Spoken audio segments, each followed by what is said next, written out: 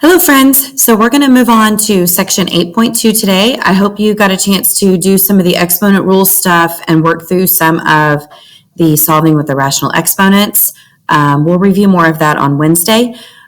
Today, we're going to talk about section 8.2, which is solving radical equations.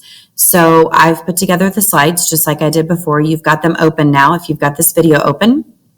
And so this is section 8.2, solving radical equations. Here's the blank notes. If you're in class, you should have gotten a copy of them.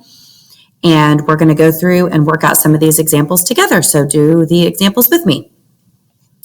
All right, when we solve radical equations, we have some steps that we can follow to be able to do this. And this is section 8.2, so we'll get that up there. The first thing that we always need to do is we always need to make sure we isolate the radical on one side of the equation. It has to be all by itself. It has to be the only thing there. Then we're going to raise each side of the equation to the power of the index to eliminate the radical sign. For example, right here, this is the square root. Well, we use inverse operations. What's the opposite of square rooting something? Squaring it. So that's what we're going to do. But what we do to one side of an equation, we have to do to the other. So that's what this step's telling us to do. Then we solve the rest of the equation, and then we have to check these and make sure we don't have any extraneous solutions. So we got to do a quick check on these to make sure they work. So let's work through some of these examples together. Okay, so for this one, the step number one is to isolate the radical all by itself. So I need to subtract 5 from both sides. So that leaves me the square root of x equals 12 minus 5 is 7. And now I do what's called inverse operations, just like we do if it's subtraction, like addition right here, we subtract it. If it's multiplication, we divide. So here it's square rooted, and the opposite of square rooting something we know is squaring it. So we're going to square both sides. On the left, that gives me x because the squared and the square root cancel each other out. On the right, I get 7 squared, which is 49. Now we need to do a quick check and make sure it works. So I'm going to plug 49 back in there real quick.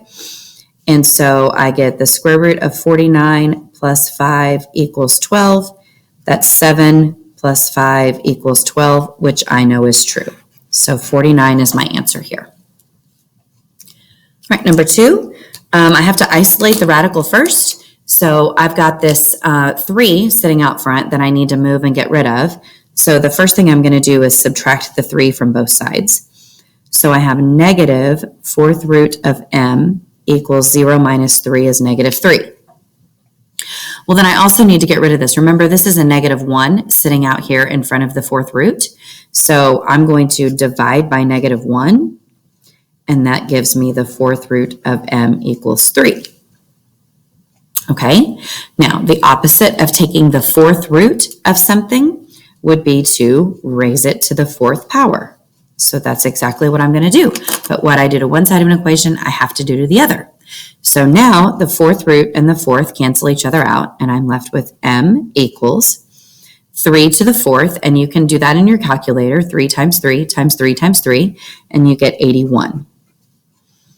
Quick check, 3 minus the 4th root of 81 equals 0. So that's going to say 3 minus, and we just established that if 3 to the 4th is 81, then the 4th root of 81 is 3. So 3 minus 3 equals 0. It checks. We're good to go. M equals 81. All right, 10 plus the square root of a plus 7 equals 11. So again, I have to get the thing with the radical over it isolated and be all by itself first. So I'm going to subtract the 10. So the square root of a plus 7 equals 11 minus 10 is 1. And now that I have the thing with the square root isolated, I'm going to square both sides like this. So now on the left, that lets the squared and the square root cancel each other out, and I get a plus 7 equals 1 squared is 1 times 1, which is just 1. And now I solve for a. Opposite operations, subtract 7 from both sides. 1 minus 7 is negative 6. So let's do a quick check. And I get that the square root of a plus 7. So I'm going to plug negative 6 in here. So negative 6 plus 7 equals 1. Negative 6 plus 7 is 1, so the square root of 1 is 1. So I have the square root of 1, I know is 1. 1 equals 1, and it checks. Oh, excuse me, I forgot to put my 10 plus on here. I only went back to check it right here. Let's go all the way back up here to the top. 10 plus the square root of negative 6 plus 7 equals 11. 10 plus the square root of 1 equals 1. 10 plus 1 is 11. Sorry.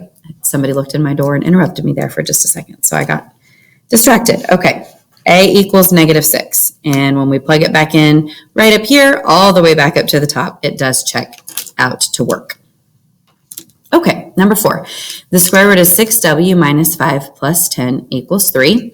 So I have to get the part that has the radical all by itself first. So I use opposite operations to be able to do that. So I'm going to subtract 10. So the square root of 6w minus 5 equals 3 minus 10 is negative 7. Now that I have the stuff that has the radical isolated, I'm going to do the opposite. This is the square root, so I'm going to square both sides. And when I do that, the square root and the squared cancel each other out, and I get 6w minus 5 equals negative 7 times negative 7 is positive 49. And now I'm going to solve for w. So let's add 5. 6w equals 49 plus 5 is 54. And then we divide by 6. W equals 54 divided by 6 is 9, because 9 times 6 is 54. All right, and I need to do a quick check on that one and make sure it works. So I'm going to go all the way back up to the top here. Square root of 6 times 9 minus 5, and then plus 10 equals 3. So this is the square root of 9 times 6 is 54, minus 5 plus 10 equals 3.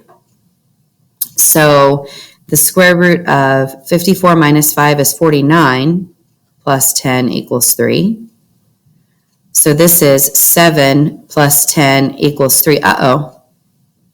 That is 17 equals 3, and that is not true. 17 does not equal 3, so this does not work. So this is a no solution. And that's what I'll use to type in to go formative, is no solution. Okay, we'll pick up with some more examples in the next video.